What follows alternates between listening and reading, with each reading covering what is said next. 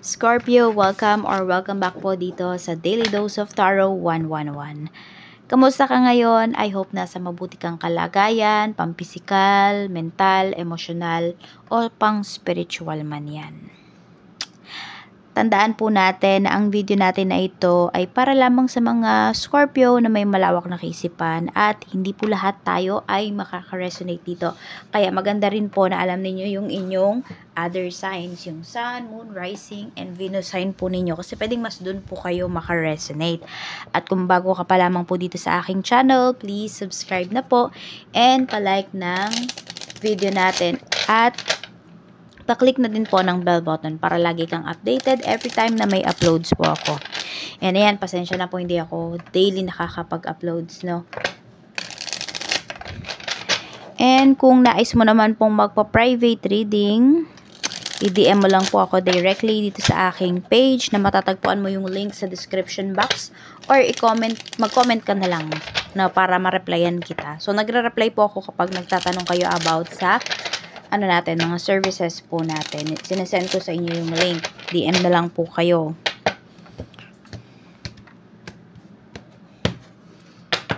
Tapos, wag mo na din kalimutan mag-iwan ng bakas dito sa comment section. Tignan natin kung ano ba yung magaganap sa April 2025 mo. So, umpisahan muna natin pagdating sa iyong love life. We have mask. So, may hindi nagsasabi ng totoong nararamdaman. Parang puro pagpapanggap. Ayan, may pagpapanggap dito na mangyayari. Pwedeng ginagaslight ka ng person mo. Yung iba po dito na maaaring mayroong gusto nang makawala sa relationship na ito. Either ikaw yan or yung person mo. Nagpapanggap na lang kasi. Or nagpapanggap na walang care yung person mo pero totoo deep inside no meron talaga. Pero yes, may nagdadalawang isip na talaga rito. Pagdating sa relationship na ito, siguro nakikita mo or nafe-feel mo na parang wala namang mangyayari or walang nangyayaring growth sa inyong relationship. Pwedeng yun yung nafe-feel mo. Or yun talaga yung nangyayari ngayon sa inyong relasyon. Parang puro facade lang. Puro pagpapanggap. Meron dito, hindi na talaga masaya. Pero, pag nagpo-post sa social media, pag tinatanong ng mga malalapit sa'yo, sinasabi, masaya, okay lang ako, masaya ako. Page of Cups. Okay, tinatry namang ayusin. At kung, ayan nga po, tignan natin ha, kung magpapakatotoo na ba to. Hindi pa rin eh. Ayan. So, may betrayal nga na pinapakita rito. So, siguro yung iba sa inyo, kaya gusto nyo na umalis dito dahil yan. Diba? Alam mo na hindi na honest sa'yo, hindi na loyal sa'yo yung person mo.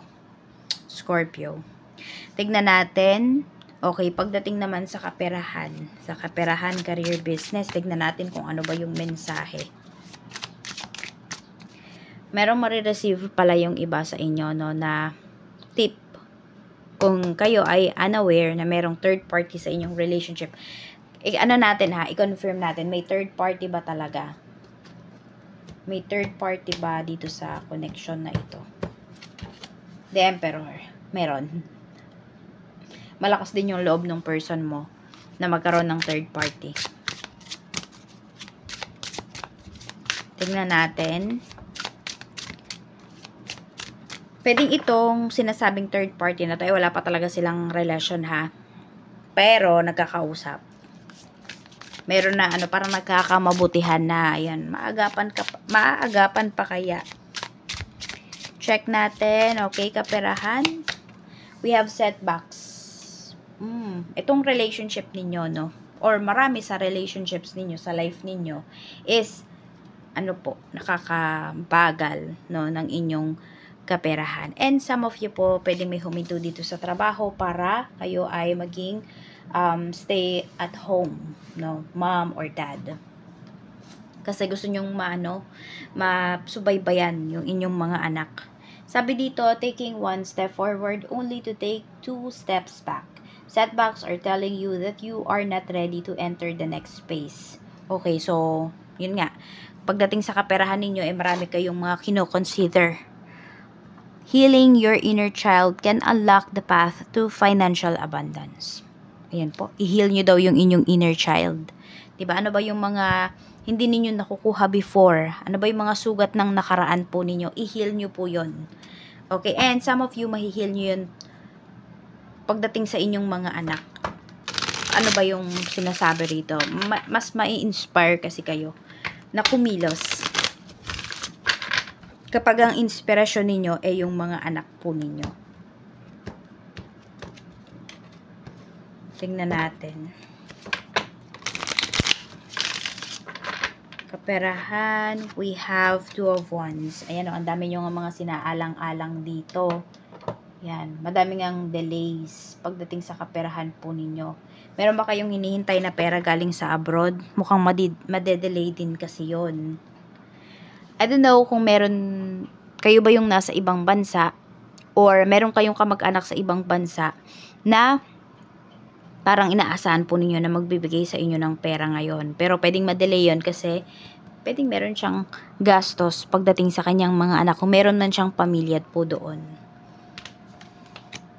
We have the devil. Ayun, marami nga din bayarin yung taong to. So marami din siyang problema no, na hindi niya po sinasabi sa inyo. Kaya kung hindi man makapagpadala yung tao na yon, Scorpio, or maybe ikaw yung hindi makapagpadala, no? Tignan natin kung maintindihan ka ba ng mga tao na naghihintay. Four of Pentacles, hindi. Magagalit sila sa'yo. Kasi di nila naiintindihan kung ano yung pinagdadaanan mo. And kung kayo naman nga po yung may hinihintay coming from that person, ayun po, know that that person is meron din pong kinakaharap na problema na hindi niya ma-share sa inyo. Check natin sa career mo, kamusta? We have King of Cups. Okay, ano tong King of Cups na to? We have Queen of Pentacles. Okay naman po, yung iba sa inyo, maganda naman yung inyong career ngayong month na ito. Eight of Cups. Oh, may mag-i-encourage sa'yo rito. Parang, hindi ko alam kung may i-encourage ka talaga ng tao na yun or may encourage ka lang. I mean, may inspire ka. Oo. Kasi ito, meron kang ipo-pursue. Siguro ito yung mga setbacks mo. Ito yung mga pinipigilan mo. Na ngayon, may inspire ka ngayong month na to at pwedeng ipagpapatuloy mo siya. Or igagrab mo yung opportunity. Pero may pinapakita rin dito na kontrata. Okay? Or meron dito matatapos na yung contract po ninyo pagdating dito sa inyong trabaho. Kaya, ayan, pwedeng ito na yung time talaga para i-pursue ninyo yung mga gusto po ninyo. Two of Swords. Kung may mag-abroad man dito, medyo nagdadalawang isip pa yung iba sa inyo. Tignan natin kung tama ba na i-pursue mo yan. Seven of Swords. Pursue mo yan pero wag mo munang ipagsasabi. Kasi, ayun, pwedeng magkaroon siya ng delays kapag pinagsabi po ninyo. Kaya kung meron kayong mga plans dito in terms of your career, wag na wag nyong i-share sa ibang tao. Kahit sabihin natin sa family mo. Tignan natin. Yes, na may evil eye kasi siya. Sa business, kamusta ang business? We have Six of Cups. Meron tayo ditong King of Pentacles. Diba? Tignan nyo, ang ganda ng ano ninyo, nung business ninyo. At saka kung meron man po dito, no, meron dito na may utang po sa inyong business, sa inyo. Pagbabayad na yan. Magbabayad na yan. Mukhang yan pa yung magme-message sa inyo. Yes. Sabihin natin, yung tao na to, hindi niya nakayang magpanggap na wala siyang pera. Bakit? Kasi nakikita mo yung mga pinopost niya. Makikita yung mga pinopost niya. Kaya ayan po, magbabayad na. May magbabayad sa'yo dito ng utang pagdating sa negosyo. At kung sa sales naman po, ayan po, napakaganda rin ng sales ninyo. Maraming bumabalik dito na mga dati na ninyong clients. Parang na-miss kayo, ganun po. Hindi ko alam kung ba't na-miss kayo, huminto ba kayo sa pagbe-business, or sila yung mga, naging busy ba sa kanilang mga buhay na hindi na sila nakabili sa'yo, ganun. Hindi na sila nakakadalaw dyan sa business mo, sa shop mo. Check naman natin sa health. Kamusta naman po ang health ni Scorpio? Eight of Wands. Ingat lang kayo ha. Yan. Lalo na sa mga nagmomotor. Ten of Wands. More on bones kasi yung pinapakita rito. So, pwedeng may mga kumikirot-kirot dyan sa katawan po ninyo. Overpatig din yung pinapakita rito. So, parang ano yung tawag doon? Bugbog yung iba sa inyo sa pag-travel. Ayun po. Tapos pagbubuhat ng mabibigat dito. So, ingat kayo ha. Ingatan ninyo yung inyong mga paa. The Hermit. Okay. And have some time para po kayo ay makapag-meditate. Ayan. Kahit sa gabi yan, kahit bago kayo matulog. Or mag-pray yung iba sa inyo. Okay, hindi lang yung pang-physical po ninyo yung inyong gamutin, pati po yung inyong spiritual. Yung inyong spiritual health. Yun yung sinasabi rito. Check naman natin, ano ba yung mga maiisip mo this month. 3 of Wands. So, mga pag-travel din talaga. Tapos, may mga hinihintay ka rito. Pwedeng mga documents. Ayan, or pera nga. Pag-travel. Queen of Cups. May ano dito, may hinihintay ka na mensahe coming from a female figure. 5 of Cups. Parang meron kang gustong makausap. Meron kang gustong makausap dito, Scorpio. Or yung tao na to, ito siya yung naghihintay sa'yo.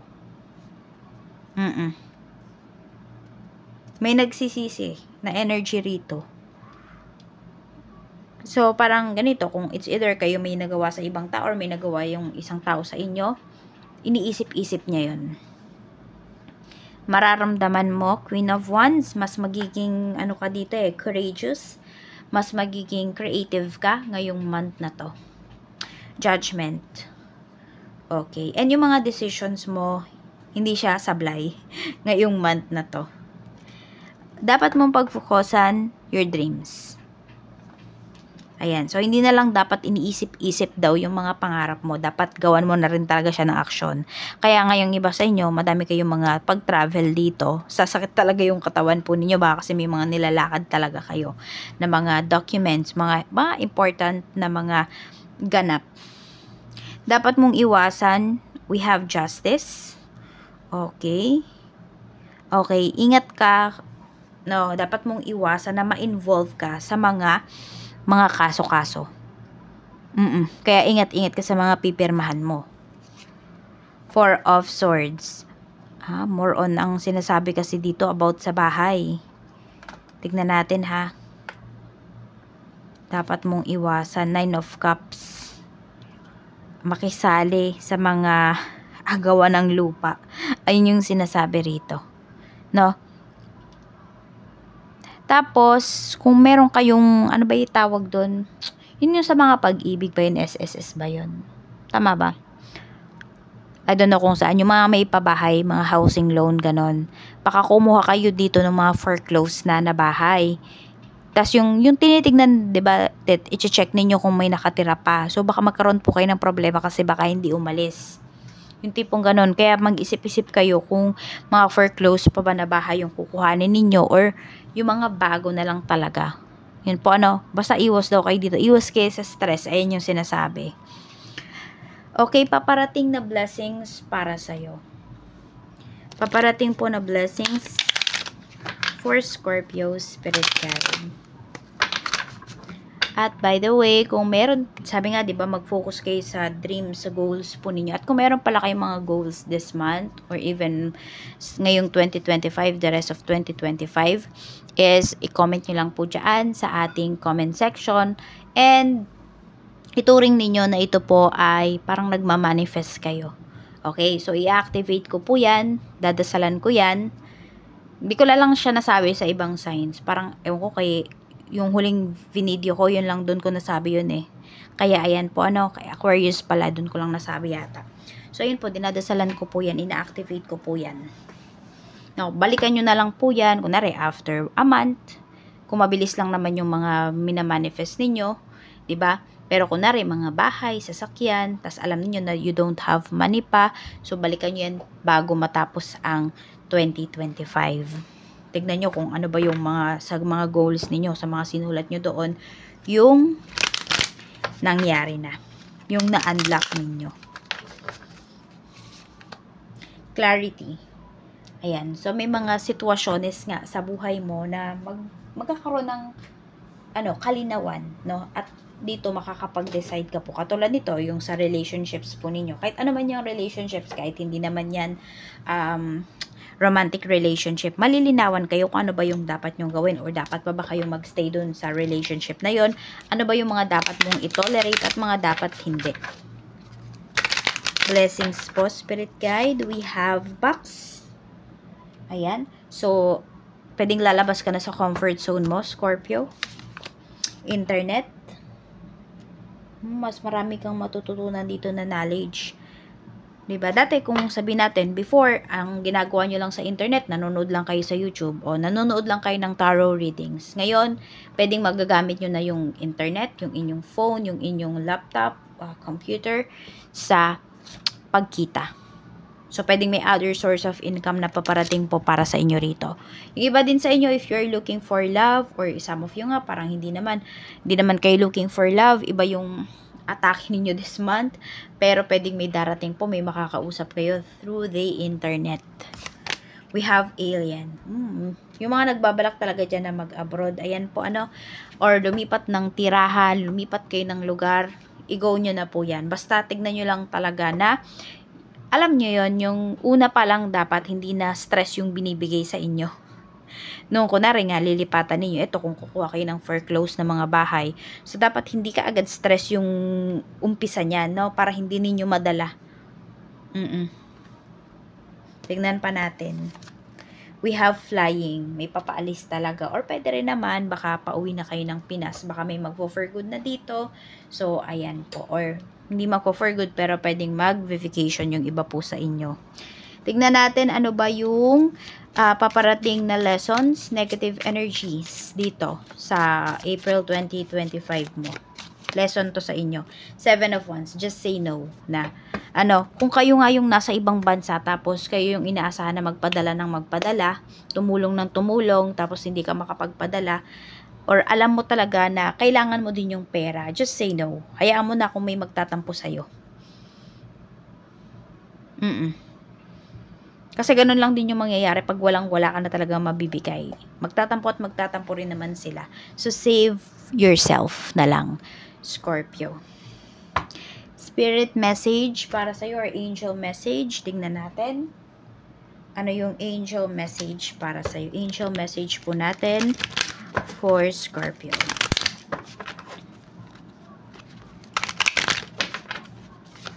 Mula ito kay Archangel Michael. You are a powerful, loving, and creative child of God. You are very loved. Remember who you are. Diba? Nakalimutan mo na ba yung sarili mo sa sobrang daming obligasyon? Or dahil sa toxic na relationships, nakalimutan mo na kung ano ba talaga yung mga gusto mo. Nakalimutan mo nang i-prioritize yung sarili mo. So, it's time, no? Na i-prioritize mo yung mga gusto mo, yung mga goals mo. It's time na i-prioritize mo naman yung sarili mo. Huwag kang matakot na umiba ng direksyon. Hanapin mo yung kung para saan ka talaga. Kasi marami sa inyo, lost souls pa kayo. Yan lamang po, Scorpio. Maraming salamat and more blessings to come.